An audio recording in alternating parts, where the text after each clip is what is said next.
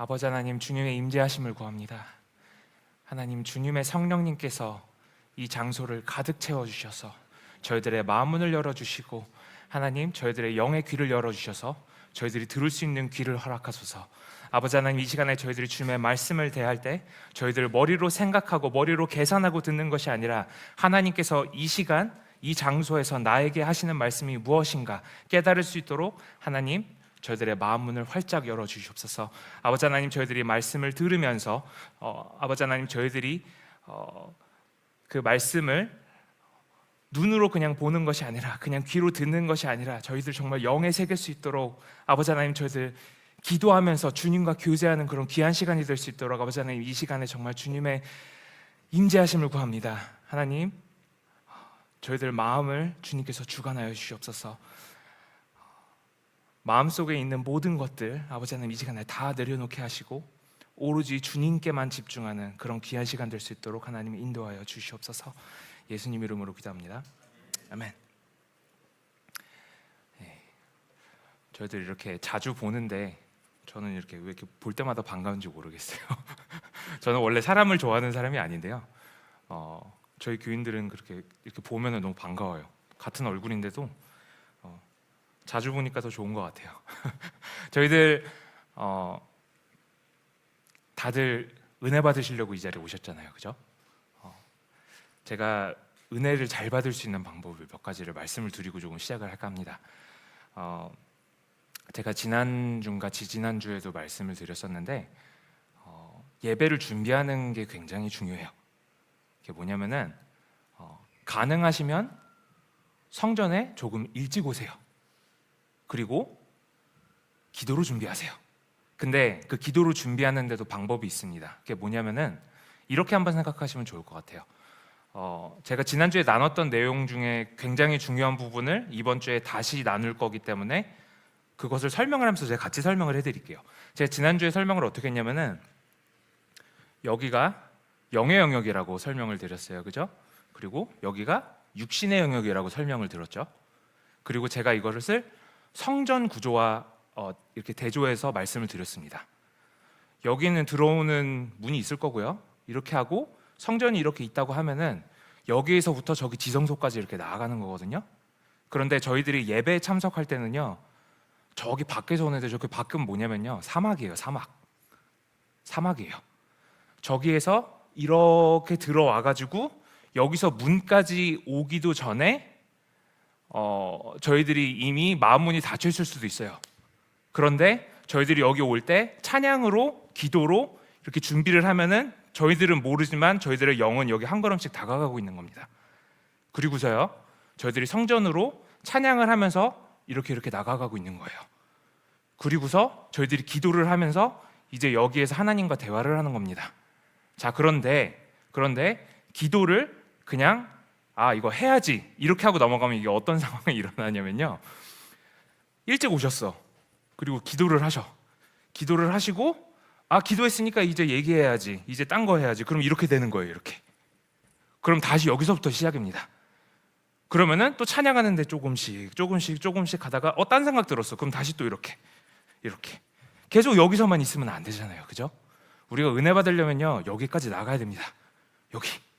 그래서 다시 한번 말씀드리지만 가능하신 분들은 일찍 오셔서 같이 기도를 준비하셨으면 좋겠어요. 그리고요, 그 온라인으로 참여하신 분들이 계시기 때문에 말씀을 드리자면은 저희가 카메라 세팅을 조금 바꿨습니다. 그래서 원래는 이렇게 제가 이렇게 포커스가 돼가지고 이렇게 방송이 나가는데 오늘부터는 아마 이렇게 조금 멀리서 이렇게 줌아웃해서 이렇게 나갈 거예요. 그러면은 무슨 문제가 생기느냐? 저희들이 말씀을 찾아볼 때 성경을 지참을 하셔야 돼요. 여기 계신 분들도 그러면 더더욱 좋고요. 온라인으로 참여하신 분들은 말씀을 꼭 지참하셔야 됩니다. 왜냐? 여기서 말씀이 나가는 걸로 화면을 이렇게 보시기가 굉장히 힘드실 거예요.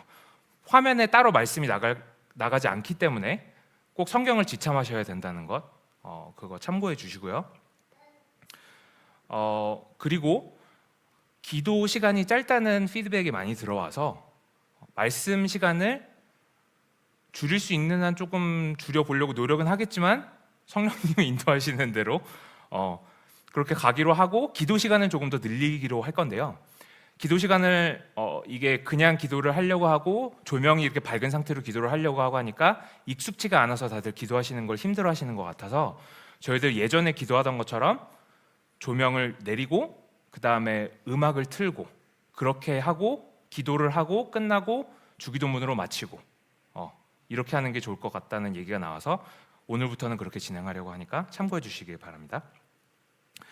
제가 좀 전에 설명드렸던 이 영의 영역과 이 육신의 영역 그리고 이 성전 구조를 계속해서 머리에서 그 생각을 하면서 들으시면 좋을 것 같아요. 이 육신의 영역은요, 여기는 사단의 왕국이라고 했어요.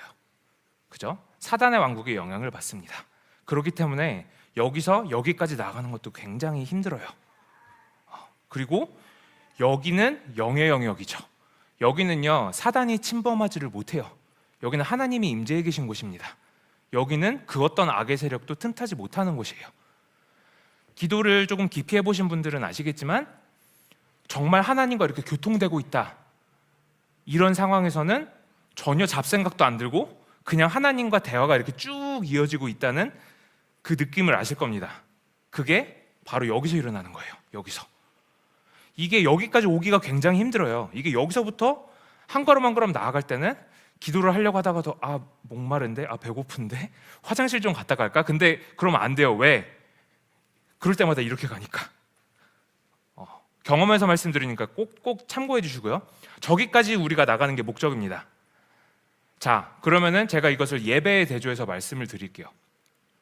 저희가 주일 예배가 됐든 수요일에 무언가를 하는 거든 금요일날 예배가 됐든 어떤 거든 간에 저희들이 이곳에서 이 말씀 듣는 시간이 정말 하나님께서 부족한 저를 통해서 이렇게 이렇게 말씀을 하시는 거가 되려면은 저도 당연히 준비가 돼야 되고 들으시는 분도 당연히 준비가 돼야 됩니다. 근데 이 말씀을 어디서 듣느냐? 여기로 와야 돼요. 여기 못 오면요, 여기서 생각이 다 막습니다. 자, 그럼 어떻게 해야 될까요? 우리가 말씀 듣기 전까지 이렇게 가야 돼요. 이렇게 우리의 최선을 다해서 이렇게 가야 되는데, 물론 하나님께서 이렇게 끌으셔야지 갑니다. 우리는. 그러나 우리가 절대 하면 안 되는 것들이 있다는 것들, 그게 뭐냐? 여기서 예배 준비하는 그런 과정 가운데 내가 자꾸 디스트랙트가 된다던가 내가 자꾸 딴 거를 하려고 한다던가 그렇게 되면 우리가 앞장서서 저쪽으로 가는 거예요. 일부러. 그거는 하면 안 되잖아요. 그죠? 그렇기 때문에 예배 준비하는 거에 우리가 신경 써야 된다는 거. 자, 이 성령의 영역과 육신의 영역을 제가 다시 한번 대조를 해서 말씀을 드릴게요. 가장 쉬운 예가 이거 같아요. 한 장소에 있거든요. 같은 곳이에요. 육신적으로는 같은 곳입니다. 그죠? 지금 이곳과 이곳, 이거 전체를 배라고 한번 생각을 해보세요. 예수님하고 제자들이 같이 배에 있었는데 풍랑이 임했는데 제자들은 여기서 아이고 우리 죽겠다, 큰일 났다, 어떻게 된 거야? 이거 풍랑이 멈추질 않는데 배에 물이 차는데 이거 어떡해? 이곳은 두려움이 가득한 곳입니다. 세상 걱정 근심이 가득한 곳이에요. 근데 그동안에 예수님은 뭐 하고 계셨냐면요, 여기서 그냥 누워 계신 것도 아니고 쿠션을 가지고 이렇게 대고 이러고 쉬고 계셨어. 이게 어떻게 가능하냐? 장소는 같은 곳이지만 다른 세계라는 거예요. 다른 차원이라는 거예요.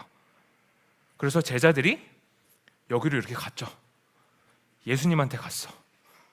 예수님한테 가서 예수님 이거 뭐 하시는 겁니까 지금? 제정신이세요? 지금이 잘 시간이세요? 이러고 있는데 예수님은 그냥 아무 말씀 안 하시고 여기 이렇게 나오시더니 풍랑아 잠잠하라 하니까 다 잠잠해졌어요. 능력은 여기서 나옵니다. 여기서는 능력이 있을 수가 없어요. 성령이 계신 곳, 여기에서 인도하심을 받고 이렇게 나올 때 여기에서 능력이 이렇게 퍼집니다. 자, 우리가 예배하는 그 상황이 지금 우리가 여기서 이렇게 걸어오는 상황이라고 하면은 얼른 일로 가야 되겠죠. 그렇죠? 하나님의 응답을 받으려고, 하나님의 임재하심을 우리가 느끼려면 이곳으로 가야 됩니다. 사람들은 여기에서 누가 죽었어, 이거 어떡하지? 이러고 있는 동안에 예수님은 여기에서 아니야, 잠자는 거야, 걱정하지 마, 이러고서 여기서 또 능력을 베푸십니다. 이렇게 성경을 보면요, 이런 상황이 굉장히 많이 나와요.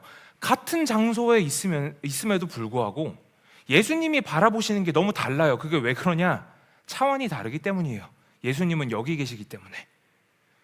중요한 거는 우리가 이곳에 갈 수 있다는 겁니다. 우리가 이곳에 갈 수 있어요. 그런데 그러려면 우리가 철저한 준비를 해야 되겠죠. 왜? 이곳을 가는 거는요, 우리가 마음대로는 못 가요. 하나님께서 부르셔야지 가요. 근데 하나님은 아무나 부르시지 않습니다. 이렇게 오고 있는 것과 이제 하나님이 이렇게 당기시는 것과 이렇게 해서 여기까지 온단 말이에요. 우리가 하나님한테 기도하는데 하나님 응답해 주세요, 응답해 주세요 이런다고 하나님 바로 응답하십니까? 아니죠. 응답하는 타이밍은 하나님한테 있다는 거예요. 우리가 여기까지 가는 거는 하나님 타이밍에 있다는 거예요. 우리 타이밍이 아니에요. 자, 본문을 한번 보겠습니다. 고린도후서 11장 14절부터 15절입니다. 이것은 이상한 일이 아니니라. 사탄도 자기를 광명의 천사로 가장하나니, 그러므로 사탄의 일꾼들도 자기를 의의 일꾼으로 가장하는 것이 또한 대단한 일이 아니니라. 그들의 마지막은 그 행위대로 되리라. 아멘. 오늘은요, 이 사단의 왕국이 교회 안에 어떻게 임하는지 조금 나눠보려고 합니다. 지난번에는 가정에 임하는 그 사단의 공격을 나눴어요. 그죠? 사단의 공격은요, 교회에도 임한다는 것, 우리가 반드시 알아야 됩니다. 이 사단의 왕국에는요, 거짓이 가득해요. 이곳이 저기고. 그죠? 교회는 같은 장소지만 이곳에서 활동하는 교회들이 있습니다. 여기는 사단이 영향을 주는 곳이에요. 어떻게 영향을 주느냐? 굉장히 많은데 형식은 다 있어요. 복음 같은 거는 있는데 능력은 없습니다. 능력이 있는 것을 흉내를 낼 수는 있어요. 그러나 능력이 없어요. 열매가 맺히는 것을 흉내도 낼 수 있습니다. 그러나 실질적인 성령의 열매가 없어요. 자칭 그리스도인은 많아도 신자들은 없습니다. 어려움이 왔을 때 어떻게 반응하는지를 보면 정말 신자들이 누구인가 알 수 있어요. 정말 신자들은요, 직책으로 알 수 있는 것도 아니고 교회 경력으로 알 수 있는 것도 아니고 이 사람이 다른 사람들 앞에서 어떻게 행동을 하느냐로 알 수 있는 것도 아닙니다. 어려움이 왔을 때 어떻게 반응하는지를 보면 알아요. 어려움이 왔을 때 하나님께 매달려 사는 사람인가, 어려움이 왔을 때 여기에서 불평불만 이러고 있는 사람인가. 여기가 신자겠죠? 형식은 이때 본질이 없습니다. 예배를 드려도 하나님 위주가 아니라 오는 사람들 위주입니다. 가르침은 있지만 세상적 가치관과 구별이 없습니다. 이미 현 세대의 많은 교회들은요, 이 세상 물이 너무 많이 들었어요. 좋은 프로그램 너무나도 많습니다. 뭐 주일학교, 뭐 애들 따로 이렇게 보는, 요새는 무슨 뭐 강아지 봐주는 교회도 있다고 하더라고요. 참 신박한 게 많은데, 뭐 요새는 인터넷으로도 예배를 드릴 수 있고. 문제는 뭐냐? 섬기려는 사람들은 없고 섬김 받을 사람들만 많다는 겁니다. 섬김 받을 사람이 많은 곳, 그곳이 교회가 돼버렸어요. 섬기려는 사람은 없습니다. 그런데 교회는 섬기는 곳이에요. 어떻게 이런 일들이 일어나는가? 간단합니다. 육신의 영역에서 활동하는 사단의 세력들이 이곳에 있는 교회들을 공격하기 때문이에요. 교회는 건물이 아니죠. 사람들이죠. 그죠? 이 사람들이 여기에서 활동하는 사람들이면 직책이 무엇이든, 장로든 목사든 안수집사건 누구건 상관이 없어요. 여기에 머무는 사람들이면 그 교회는 반드시 문제가 있습니다. 다들 여기에 있어야 돼요. 사단이 왜 이렇게 공격을 하느냐? 간단하게 설명을 드리자면, 하나님의 왕국은 질서가 있습니다. 무질서 가운데서, 혼돈 가운데서 하나님이 질서를 세우셨어요. 그 질서 가운데 하나님의 영광이 나타납니다. 지난주에 제가 가정 얘기를 했던 거는 하나님의 질서가 거기에 있기 때문이에요. 그리고 그것이 교회에서 있어야 되는 그것을 형상화하기 때문에 가정에 대해서 나눈 겁니다. 교회도요, 하나님의 영광을 나타내야 돼요. 어떻게 나타내느냐? 우리가 뭐 잘나는 게 아니고 예수님께서 머리가 되시고 그리스도께서 머리가 되시고 우리는 서로 다른 모습을 가지고 있지만 한 지체로서 한 몸이 되는 게 정말 교회의 모습입니다. 그런데 머리가 어디 있을까요? 그리스도가 어디 계실까요? 여기 계시겠죠. 그리스도가 여기 계신데 머리가 여기에 있는데 몸뚱아리가 여기에 있으면 어떡해요? 그렇죠? 머리가 여기에 있는데 몸통은 여기에 있는데 파란 쪽이 저기 뚝 떨어져 있어. 교회가 활동이 안 되는 거예요, 그러면. 자, 사단이 그래서 교회를 노립니다. 교회처럼 이렇게 효과적인 공격을 할 수 있는 곳이 없어요. 가정을 공격하면 여러 명이 동시에 공격을 받고 대대로 영향이 끼친다고 했잖아요. 그죠? 교회는 그것보다 효과가 더 큽니다. 목회자가 무너지면 그것 때문에 실족하는 사람들이 얼마나 많고, 세상 사람들이 예수로 돌아왔어야 하는 사람들이 그 사람들의 행적을 보고 저럴 거면 예수 뭐하러 믿어? 이런 것들이 그냥 일어나는 일이 아닙니다.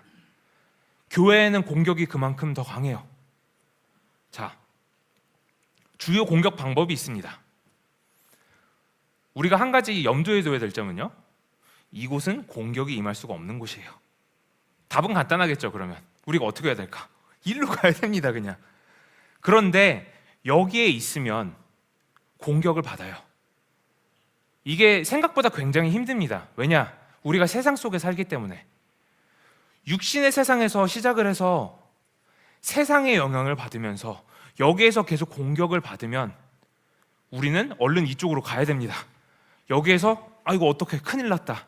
여기 아프고 저기 아프고 재정적으로 힘들어지고 인간관계 힘들어지고 일하는 데서 잘리고 뭐 여러 가지 문제가 여기에서 다 일어날 때, 풍랑이 일어날 때 어떻게 해야 되느냐? 예수님을 찾아가야 된다는 거예요.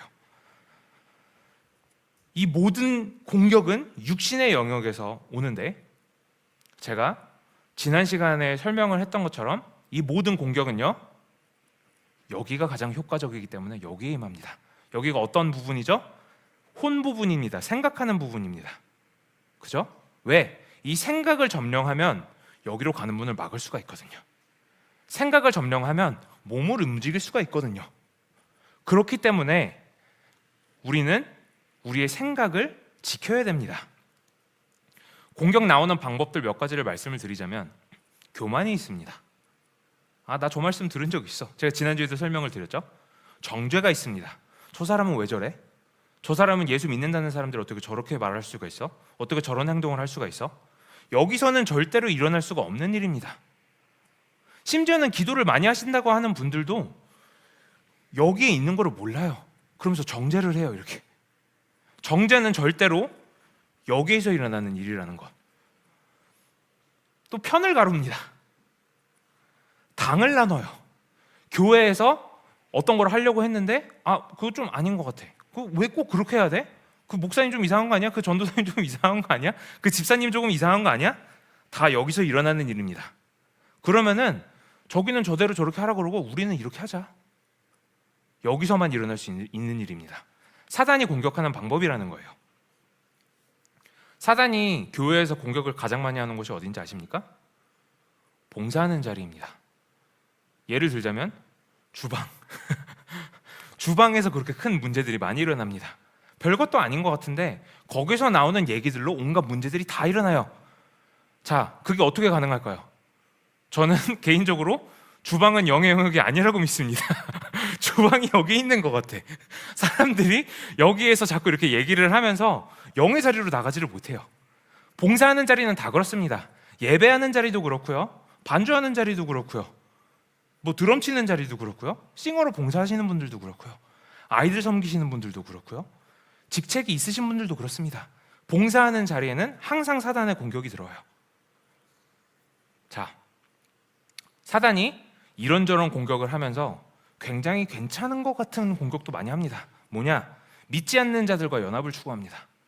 우리가 연합만 딱 들으면은 그래, 그 예수님이 이렇게 다 우리를 하나로 이렇게 묶으셨으니까, 사랑의 띠로 묶으셨으니까 연합하는 게 맞는 거야. 그 연합이요, 여기서 일어나면 그거보다 더 좋은 것이 없습니다.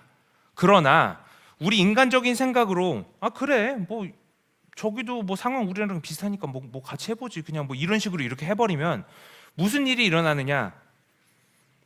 가나안 백성들하고 결혼하는 격이 되는 거예요.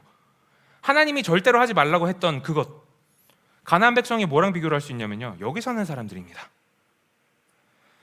본질이 흐려지게 돼요. 왜? 가나안 백성들하고 결혼을 하면서 어떻게 됐어요? 이방신들이 들어오게 됩니다. 그 삶을 바꾸게 돼요. 전도를 하는 게 아니고 전도를 당하게 돼요. 그렇기 때문에 하나님이 절대로 섞이지 말라라고 말씀을 하신 거예요. 자, 교회에서 그러면 사단의 공격들이 이루어지는 곳들 조금 나눠보겠습니다. 제가 지금 서 있는 이곳, 강단, 사단이 굉장히 공격을 많이 하는 곳입니다. 제가 한번 찾아봤는데 이런 설문조사가 있더라고요. 미국의 37%의 목사님들만 성경적인 세계관을 가지고 있다고 합니다. 설문조사에 따르면. 그러면 그 나머지 63%는 어떤 세계관인가 참 궁금하기도 한데, 문제는 성도님들은 그걸 몰라요. 왜? 그냥 앉아서 듣는 입장이니까. 그런데 여기에서 세상적인 세계관을 전하고 그것을 주의 말씀인 것처럼 이렇게 섞어서 전하면 어떤 영향이 일어나겠습니까? 삶에 과실이 맺힐 수가 없어요. 교회는 열심히 다니고 신앙생활은 열심히 하고 신앙생활 연수는 계속 늘어나지만 열매가 맺히질 않아요. 절대로 이 자리에 나갈 수가 없습니다. 왜? 여기서 나오는 가르침으로 여기에 묶여 있을 수가 있기 때문에. 어떤 목사님들은요, 천국과 지옥이 있는 것도 믿지 못하십니다. 성경에서 말하고 있는 거를 믿지를 못해요. 어떤 목사님들은요, 제가 지금 이거 설문조사한 거에서 몇 가지만 뽑아서 말씀을 드리는 거예요. 결혼하지 않고 같이 사는 것도 괜찮다고 생각하시는 목사님들이 많습니다. 그리고 동성연애도 괜찮다고 생각하시는 목사님들도 많습니다. 어떤 목사님들은요, 교회에서 이런 월십이나 이런 예배 드리는 거나 이런 모든 환경들이 다 사람들을 이렇게 웰컴할 수 있도록 거기에 집중이 먼저 돼야 된다고 하시는 분들이 많습니다.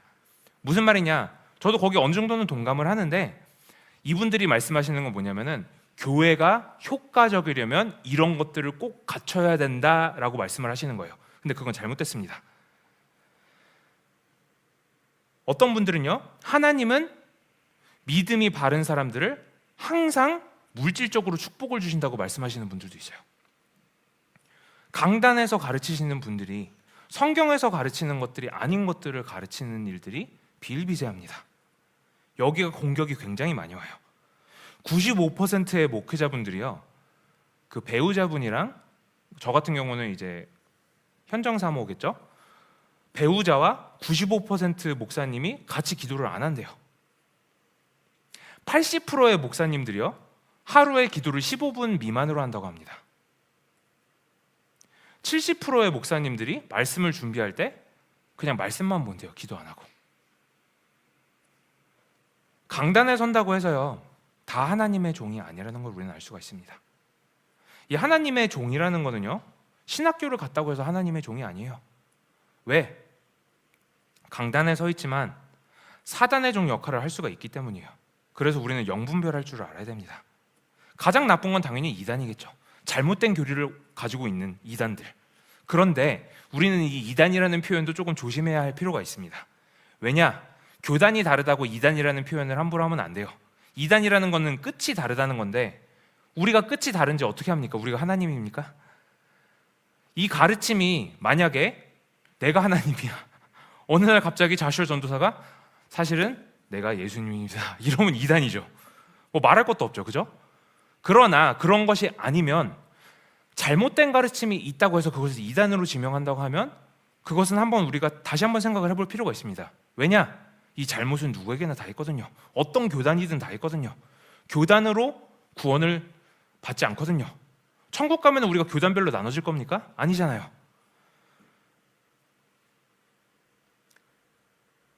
예수님도 이단 취급받으셨다는 것을 한번 인지하시면 좋을 것 같습니다.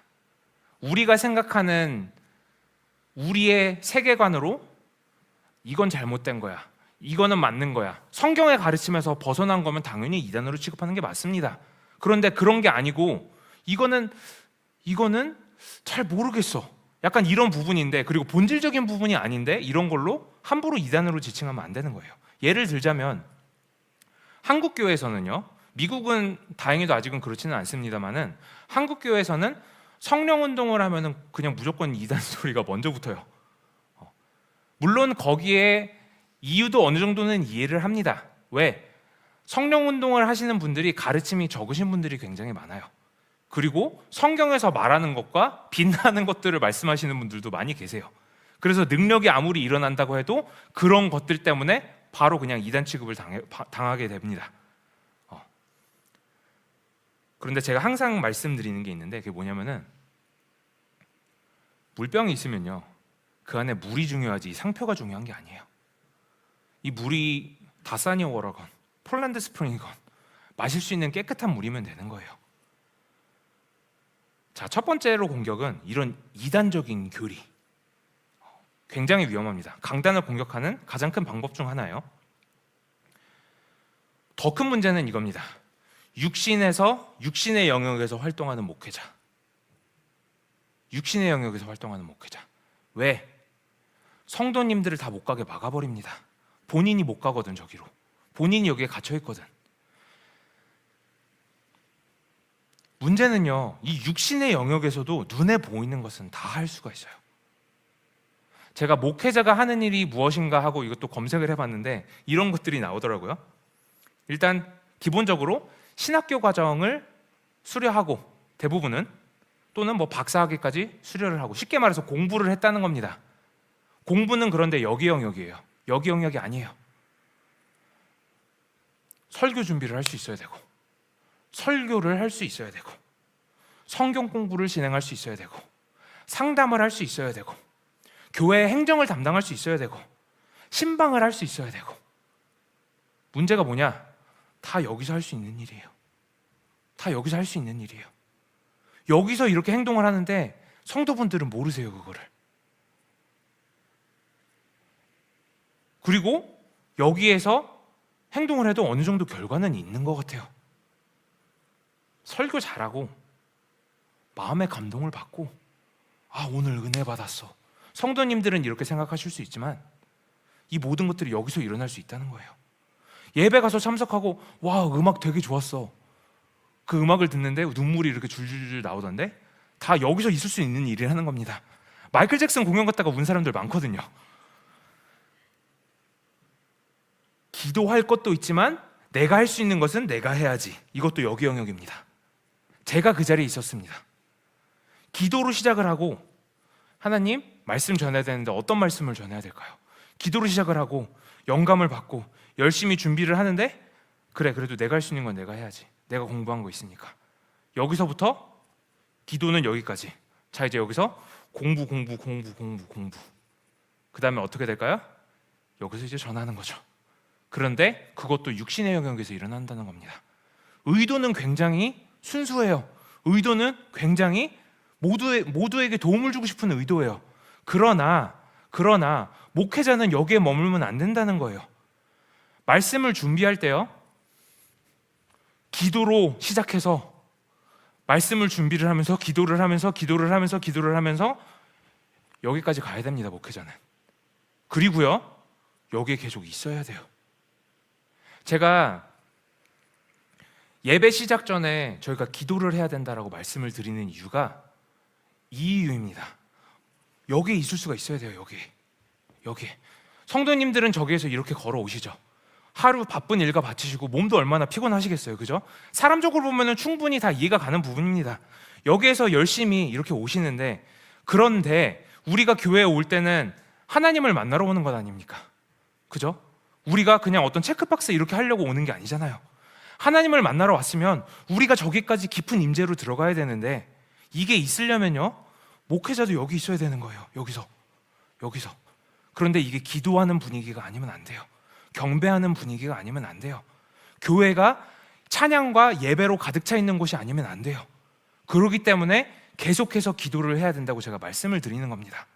안타깝게도 저희 교회는 이 광장 같은 곳이 없어서 여기가 약간 광장 같은 곳이 돼 있는데, 그 점을 저희가 조금 고칠 수 있으면 좋을 것 같아요.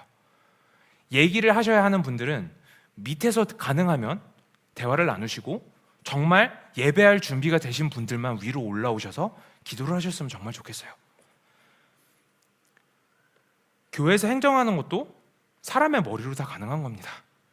여기에서 일어나는 일들이 너무 많아요. 사단의 공격은 다 여기서 일어난다는 것, 이것만 기억하시면 돼요. 자, 여기에만 사단의 공격이 일어나느냐? 아닙니다. 회중에도 공격이 일어납니다. 시간 관계상 제가 그냥 말씀을 드리고 넘어가겠습니다. 근데 이거는 읽어야 될 것 같아요. 고린도후서 11장 26절. 여러 번 여행하면서 사도 바울이 말하는 겁니다. 강의 위험과 강도의 위험과 동족의 위험과 이방인의 위험과 시내의 위험과 광야의 위험과 바다의 위험과 거짓 형제 중의 위험을 당하고. 자, 여기서 거짓 형제라고 하는 것, 회중에 있는 분들입니다. 믿는 사람이에요. 믿는 사람. 형제인 것 같은데, 겉으로 볼 때는 형제인데 여기서 보니까 거짓 형제인 거야. 여기서는 그보다 좋은 형제가 없어. 야, 이거 다 너를 위해서 얘기를 하는 거야. 목사님과 다 목사님을 위해서 말씀을 드리는 거예요. 그런데 여기 있는 사람들입니다. 거짓 형제예요. 거짓 형제. 사단은 이 거짓 형제를 통해서 공격을 합니다. 특히나 현대교회에서는요, 교회에서 직책을 얻는 게, 교회에서 멤버가 되는 것조차도 너무 쉬워요. 사탄을 숭배하는 그 사탄교가 또 있거든요. 사탄교 들어가는 게 교회 멤버 되는 것보다 어렵습니다. 그게 말이 된다고 생각하십니까? 심지어 대학교에서 동아리 들어가는 것보다 교회에서 멤버 되는 게 더 쉬워요. 뭔가 문제가 있는 것 아닙니까? 그런데 이런 거짓 형제에게 교회 생활 오래 했다고, 다른 교회에서 뭐 어떤 직책으로 어떻게 활동을 했다고, 다 여기서만 활동하던 사람인데 직책이 주어지면 어떻게 되겠습니까? 교회가 무너집니다. 교회 무너지는 건 순식간이에요. 여기에는 장로님들도 있을 수 있고 집사님들도 있을 수 있고 목사님들도 있을 수 있습니다. 저는 그래서 실제로 활동하고 계신 분들이 아니면 저는 그 직책이 따라다니는 게 아니라고 생각을 해요. 신학교 다녀왔다고 해서, 목회를 했다고 해서 지금 목사님이 아닙니다. 목사 일을 하고 계셔야 목사님인 거예요. 제가 전도사라는 타이틀을 가지고 있는데, 제가 전도사 활동을 그만하면 저는 더 이상 전도사가 아닙니다. 집사라는 타이틀을 가지고 있는데 더 이상 집사의 활동을 하고 있지 않다면 더 이상 집사가 아닌 거예요. 곡식이 있는 곳에는요, 사단이 가라지를 같이 뿌려놓습니다. 가라지를 같이 뿌려놓고 같이 자라도록 하나님은 그걸 내비두세요. 그리고 심판의 날에 한꺼번에 해결하실 거라고 하나님이 말씀을 하십니다. 이 가라지는요, 육신의 영역에 거하는 사람들이에요. 우리는 분별할 줄 알아야 돼요. 사단은 예배를 통해서도 공격을 합니다. 우리 삶의 모든 것은 다 예배에서 흘러나옵니다. 삶의 예배라는 말이 있죠. 그 삶의 예배도요, 제가 설명드렸던 이것과 다르지 않습니다. 우리가 직장에 있지만 직장이라고 해서 여기 있을 필요는 없는 거예요. 가정에 있지만 가정이라고 해서 여기에 있을 필요가 없는 거예요. 다 같이 여기로 가면 됩니다. 여기에 가까이 가면 가까이 갈수록 우리가 여기에서 같이 공예배를 드릴 때 하나님의 임재로 가는 것이 그만큼 더 쉽습니다. 저기에는 내 멋대로 살다가 내가 계속 이렇게 뒷걸음질 치고 이러고 있다가 주일날 예배 드리러 온다? 예배 드려야지. 이러고 있다가 주일날 끝났네? 자, 그러면은 다시 세상으로. 이렇게 반복하면은 절대로 저기를 맛볼 수가 없어요. 정말 하나님의 임재하심을 느낀다는 게 무엇인지를 절대로 경험할 수가 없는 분들입니다. 우리는 그렇게 되면 안 되겠죠. 근데 이게 사단의 전술이라는 거예요. 그래, 교회 다녀. 근데 여기에서 머물러. 내 영역이야. 여기에서만 머물러.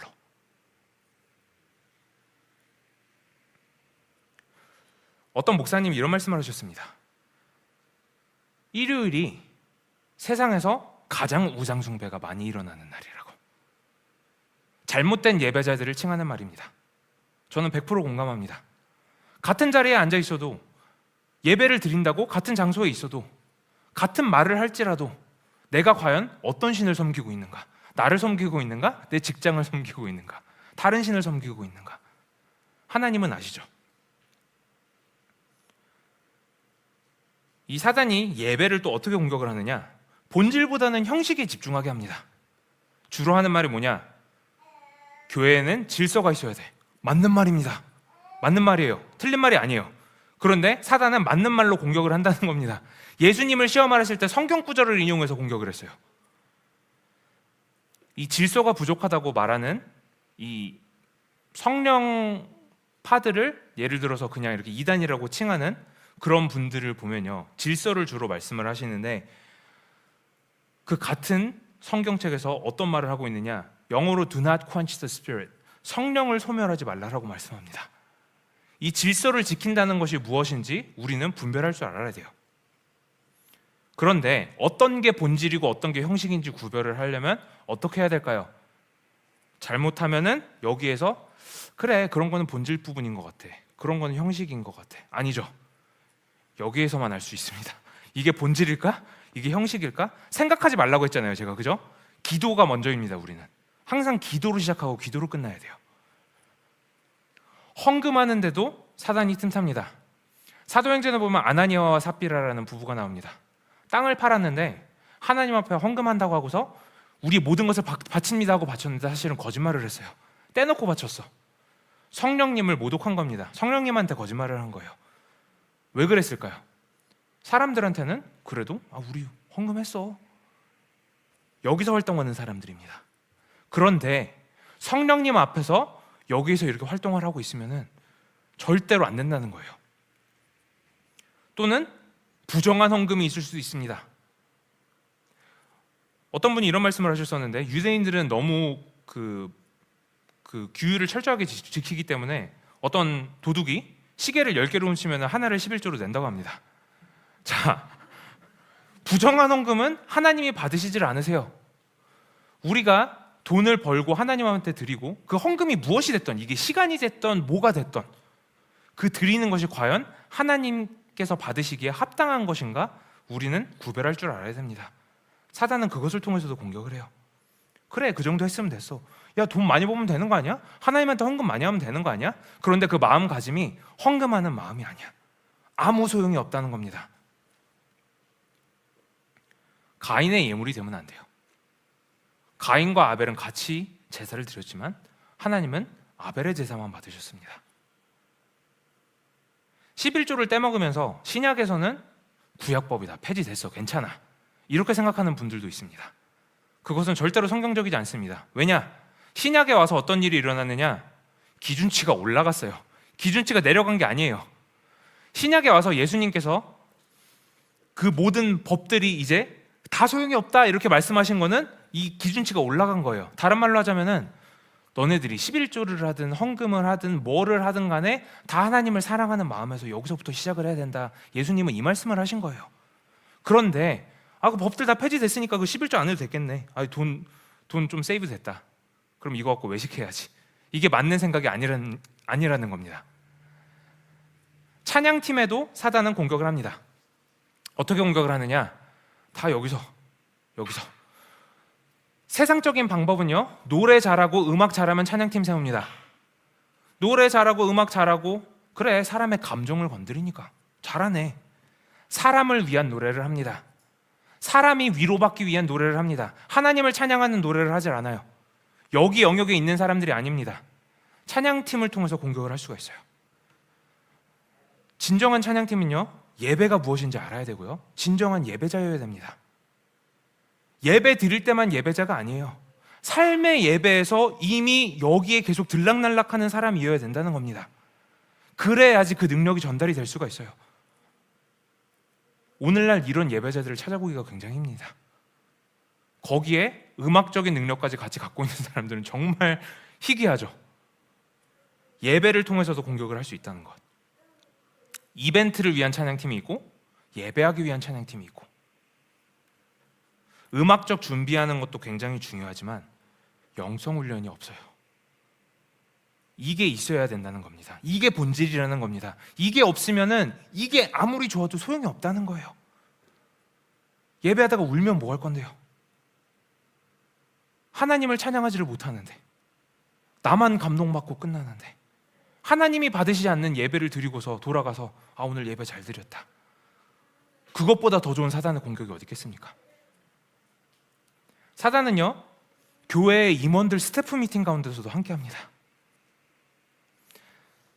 성경에서는 분명히 제가 성경 구절만 말씀을 드리고 넘어갈게요. 야고보서 3장 13절부터 18절에 보면 이런 내용이 나옵니다.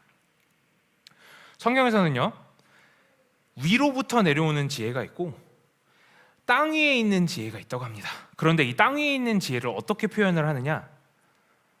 15절만 잠깐 볼게요. 야고보서 3장 15절. 이러한 지혜는 위로부터 내려온 것이 아니요 땅 위의 것이요, 뭐라고 나왔나요? 정욕의 것이요 귀신의 것이니. 이 지혜가요, 그냥 우리 생각으로 그냥 이렇게 일어나는 게 아니라는 겁니다. 육신의 영역에 있으면 하나님의 것이 아니면 출처를 제가 그래서 확인을 해야 된다는 거예요. 이 내용을 먼저 보는 게 아닙니다. 이거 어디서 온 거야? 전화번호로 먼저 보는 거예요. 전화가 오면은 메시지로 먼저 확인하는 게 아니고. 누가 전화하는 거야? 하나님인가? 보이스피싱인가? 이걸 먼저 확인을 해야 된다는 거예요. 이 육신의 영역에서 오는 지혜는요, 사람 생각으로 할 때는 다 말이 될 수도 있어요. 그러나 하나님이 원하시는 게 아니라는 거예요. 좋은 의도가 좋은 결과를 꼭 가져오지만은 않습니다.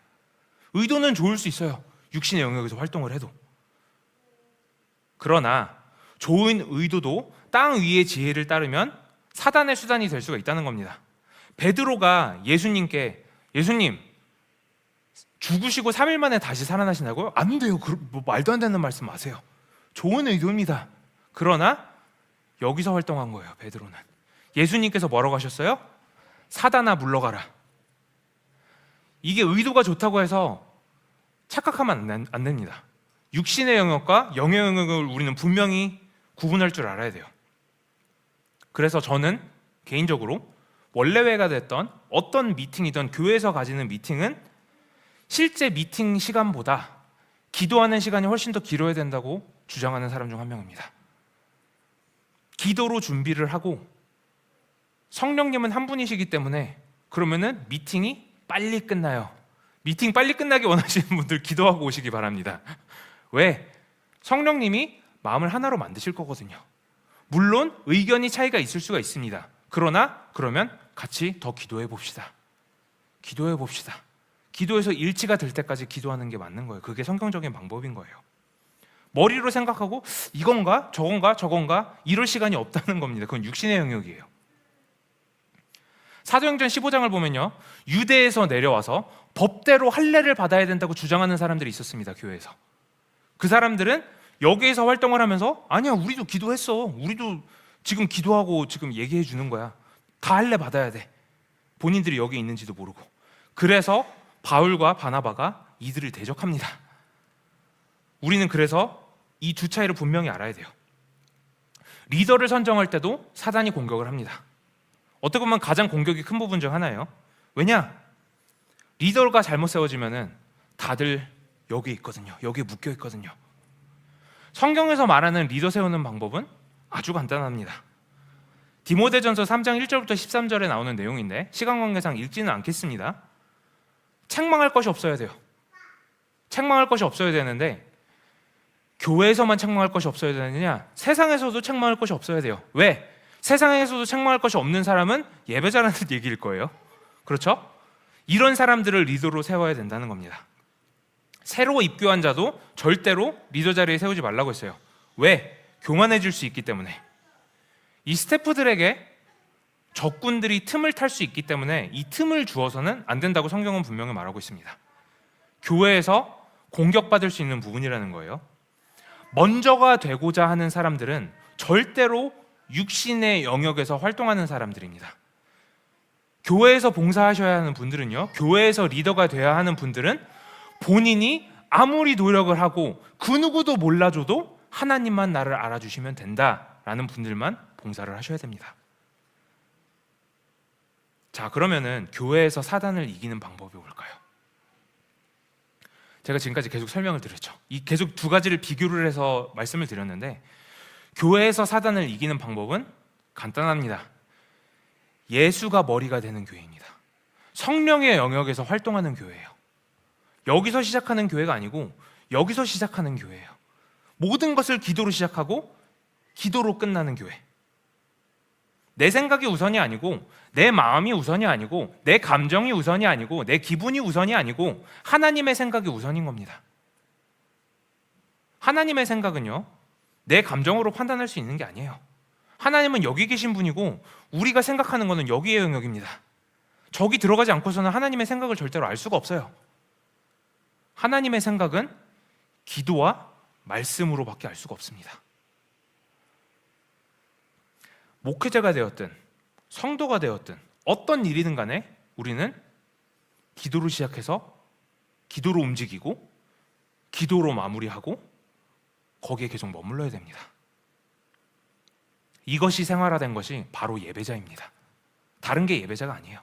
이것이 생활로 묻어나는 사람들, 그 사람들이 예배자입니다. 예배자는 영으로 사는 사람입니다. 육신의 영역에서 머물지 않는 사람이에요. 거칠 수는 있어요, 분명히. 왜? 우리가 세상에 살다 보면은 풍랑이 있을 수도 있고 우리를 계속 끌어다니는 세력이 있기 때문에 계속 이렇게 끌려갈 수가 있습니다. 그러나 예배자는 여기에 있지 않는다는 겁니다. 나 여기 있고 싶지 않아. 나 하나님 앞으로 나아갈 거야. 회사에서 어떤 어려운 일이 있을 때, 어떤 관계상의 문제가 생길 때, 내 삶에 어떤 풍랑이 닥칠 때, 나 거기에서 내 힘으로 어떻게든 해결해야지. 이게 아니랍니다. 이게 아니고 여기로 가려고 하는 사람이라는 거예요. 이게 예배자입니다. 사단의 공격을 물리치는 교회는 다 예배자들로 이 자리에 있는 사람들입니다. 우리가 다들 이 사람들이 되기를 원합니다. 제가 말씀을 시작할 때 나눈 내용과 이어지는 내용인데 이렇게 한번 생각을 해보시면 좋을 것 같아요. 하나님이 임재하신 이곳에는요, 하나님의 생명수가 흐릅니다. 이 생명수가 여기부터 이렇게 쭉 흘러가지고 저기까지 이렇게 쭉 뻗쳐나가요. 그런데 이 성령의 임재님이, 이 임재가 이렇게 쭉 임하려면 이게 어떻게 돼야 되냐면요, 여기에 들어가야 되는데 여기에 들어가서 이게 약간 수도꼭지라고 생각을 하시면 됩니다. 성령의 그 생명수가 이렇게 흐르는데 강단에서 수도꼭지가 막혀 있는 경우도 있어요. 완전히 열어야 됩니다. 조금 어느 정도 기도하고 조금 말씀 보고 이런 걸로 수도꼭지가 열리지 않아요. 본인의 생각 때문에 성령님을 막는 사람이 있다면 수도꼭지를 한 5분의 1 정도만 연 사람일 수도 있습니다. 수도꼭지를 여기서 완전히 열고 그렇다고 모두에게 은혜가 되느냐? 그것도 아닙니다. 왜? 여기에 수도꼭지가 하나가 더 있거든요. 여기가 각 성도님들이 계신 곳입니다. 각 성도님들도 그래서 자꾸 여기로 나아가려고 해야 되는 겁니다. 그러면서 수도꼭지가 열리는 거예요. 그러면은 성령의 강이 흐릅니다. 그때 예배의 임재를 느끼는 겁니다. 그때 하나님의 응답을 받는 겁니다. 그때 여기서 전달되는 이 말씀이 그냥 단 한 사람의 말씀이 아니고 생명수를 따라서 오는 하나님의 말씀이 되는 겁니다. 같은 사람이 같은 말씀을 전해도 누구는 은혜 받고 누구는 은혜 받지 못하는 게 바로 그 이유예요. 우리는 이 수도꼭지를 다 열어야 됩니다. 성령의 영역에서 활동하는 교회는 바로 그런 교회예요. 자, 마지막으로 영분별을 할 수 있어야 합니다. 영분별. 요한일서 4장 1절을 보겠습니다. 사랑하는 자들아, 영을 다 믿지 말고 오직 영들이 하나님께 속하였나 분별하라. 많은 거짓 선지자가 세상에 나왔습니다. 아멘. 자, 이 영분별은요, 이것도 착각하시면 안 됩니다. 영분별은 여기서 우리가 생각으로 하는 게 아닙니다. 저거 맞는 거야? 저거 틀린 거야? 교리적인 부분은 여기서 어느 정도 할 수 있을 거예요. 그러나 실질적인 영분별은 저 사람이 말하는 게 저게 어떤 영의 영향을 받아서 말을 하는 거지? 저게 과연 성령님께서 저 사람에게 주신 말씀일까? 아니면 세상에서 뭔가 영향을 받은 걸까? 여기에 있는 세력이 영향을 주는 걸까? 이것을 분별하는 것은요, 고린도전서 12장 10절에 나오는 은사입니다. 은사예요, 은사. 영적 세계에서 일어나는 거예요. 여기서 분별을 하는 거예요. 자, 그러면은 우리가 이 영이 도대체 어떤 영일까? 이걸 분별을 어떻게 합니까? 이곳으로 나아가는 방법밖에 없어요. 이곳으로 나아가는 방법밖에 없어요. 사람을 어떻게 믿습니까? 아무리 기도를 많이 하시는 분이라도 자기 생각에 막혀서 육신의 영역에 있는 분일지도 모르는데. 그래서 결론은 하나입니다. 영으로 살자. 아멘. 우리 이 시간 다 같이 찬양하고 기도하실 건데 앞으로도 계속 이 같은 프레임워크에서 이 말씀을 나눌 거예요. 육신의 영역에 있는 것과 영의 영역에 있는 것, 바라기는 정말 저희 기름 부으신 교회 교인들 한 분 한 분이 전부 다 영의 영역에서 활동하시는 분들이 됐으면 좋겠어요. 이곳에 나와서만 여기에 잠깐 오는 것이 아니고 세상에 나가서도 여기에 들어가서 하나님의 임재하심을 잔뜩 받아서 그 생명수를 밖으로 흘러내보내는, 얼마나 멋있습니까? 맨날 여기서 패배하고 여기서 나 힘들어, 여기서 또 저 풍랑이 오네, 내 배에 물이 차네, 여기서 이러고 있는 게 아니고 우리는 여기까지 가서 하나님의 능력을 세상에 전하는 그런 승리하는 교인들이 되기를 원합니다.